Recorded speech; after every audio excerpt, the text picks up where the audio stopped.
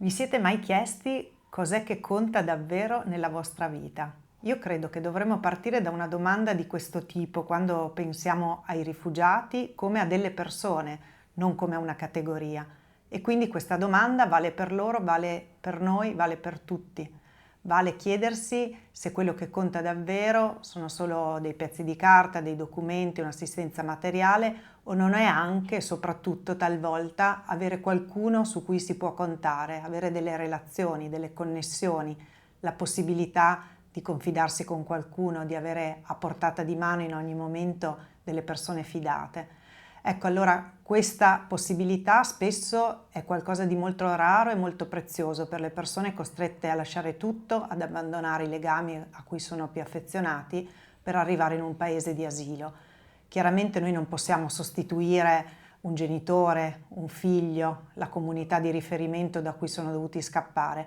però è importante che se abbiamo in mente che le relazioni non sono un qualcosa che viene dopo la soddisfazione dei bisogni, dopo altre dimensioni, ma sono un valore fondamentale per il benessere, il senso di sicurezza e anche per la capacità di attivarsi dei rifugiati come di tutti noi, ecco allora che cambiamo la prospettiva con cui ci poniamo nei loro confronti, sia che siamo operatori, enti dei servizi o che siamo semplici cittadini o volontari che si attivano al loro fianco.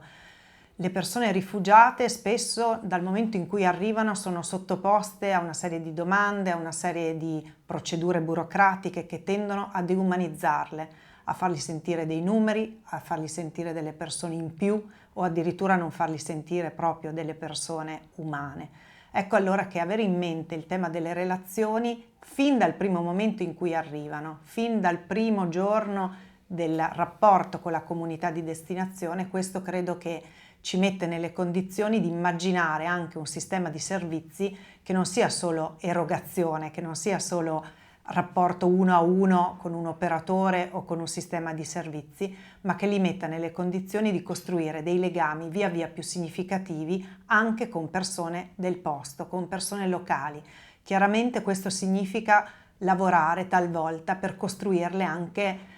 non dico a tavolino, ma con un'intenzionalità cosciente, perché per molte persone, soprattutto quando hanno attraversato difficoltà, traumi e un senso di abbandono rispetto ai legami fondamentali, questa attivazione in prima persona non è sempre facile. È per questo che un programma come il Community Matching si mette a disposizione sia dei rifugiati ma anche delle comunità locali per costruire queste prime occasioni di incontro e renderle più positive.